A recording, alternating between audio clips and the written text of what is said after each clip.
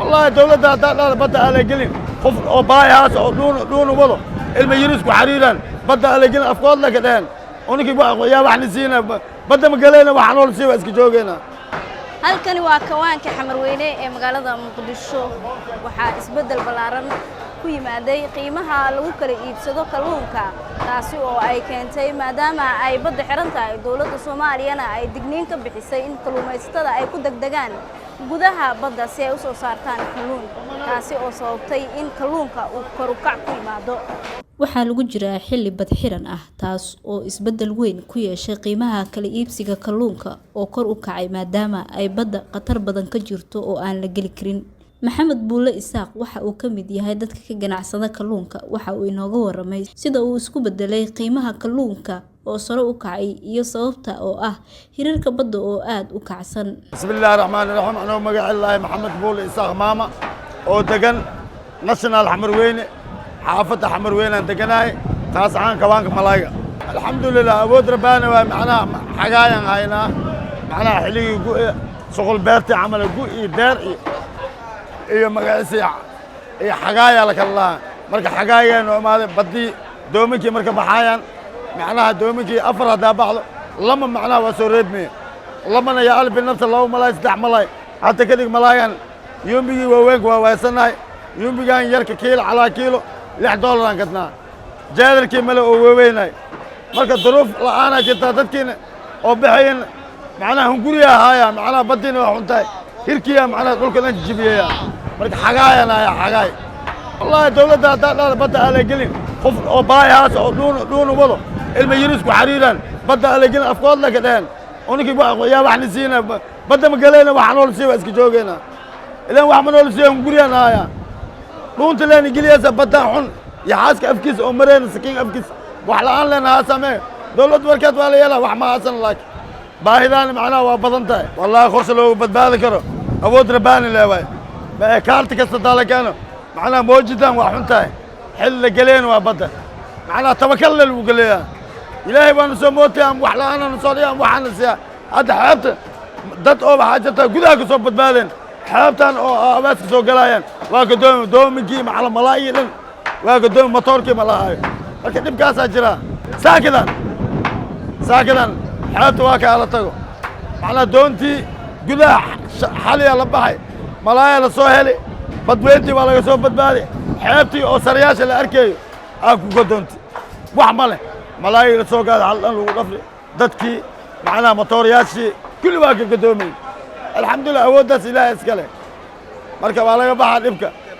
لكن وحنا شايع دتك الصومالي خاص الآن بدليده ولا ليالو معنا بدن وحنتاي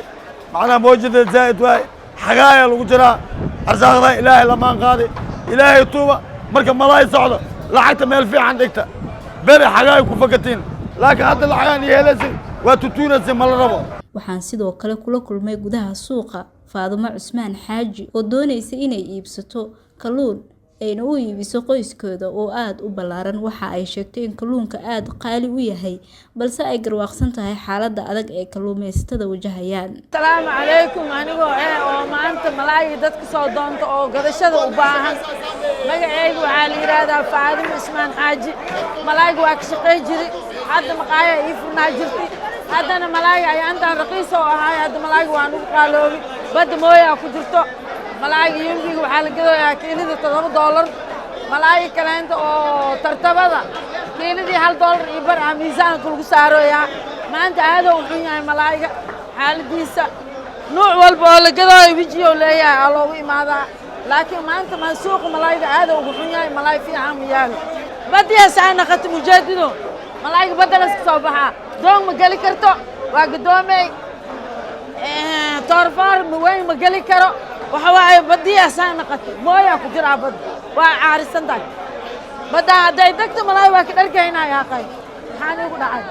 sidoo kale Cali Saciid oo isna kamid ah ganacsatada kawaanka Xamarweyne ayaa sheegay in muddo bil ah ay ka harsan tahay bad xiranka 2 bilood oo la soo dhaafayna aad ay u adkeed helista kalluunka noocyadiisa waaweyn. bismillah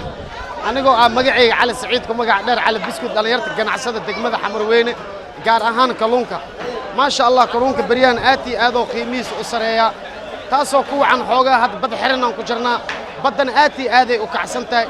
dooman saas u badan ma baxaan taasoo ku wacan xoogaa badda axwaasheeda isbeddeshay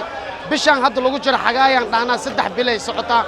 hadda waxaan soo dhaafnaa 2 bilaan soo dhaafnaa bishaanaa noo dhiman ilaahayna sama aan ugu geeyo insha allah waxaan rajaynaynaa kalluunka inuu noo soo raqiiso insha allah maasha allah ebalka hore waxaa la gadi jiray kiiladiisa $2 ilaa $3 hadda toonaha waxaa la gadooyaa kiiladiisa $5 $6 la gadooyaa jaadarka hadda noocan aad arkaysid yumbiya lahaa kiiladiisa $7 ilaa $6 ay baraan gadoonaa taasoo ku wacan malaay yariyaa jirto alxamdulillah haddana waxaan rajaynaynaa inuu noo soo bato malaayga maasha allah soo dhawaada marka shacabkana waxaan u sheegaynaa xoogaa ilaa iyo xoogaa beri inayna sugaan kalluunka soo raqiiso insha allah hadda noocan aad arkaysan yumba caddaa lahaa miiskayga waa kana cali malaaya lidhaa soo dhawaada macaamiishana waxaan u sheegaa inay si munaasab ah ay noogu soo dhawaadaan malaygana ay isticmaalaan maasha allah malayga wallaahi adduunka dhan oo u fiican yahay dad hadda waxaad iska arkaysaa hilibka loo diiday doorada loo diida malayga isticmaal la dheh dad waxaad arkaysaa oo malayga taa macnaha ayagoon aqoonin hataa khasab lagu bar haddana wax ugu horeeya mal ayagaab oo soo hormara malayga cunitaankiisa gadataankiisa maasha allah aad iyo aaday u barteen shacabka maasha allah soo dhawaada marka waxaad warbixinta ka daawanayseen kanaalka ka faanooda arrimaha ganacsiga iyo dhaqaalaha ee gal ganacsi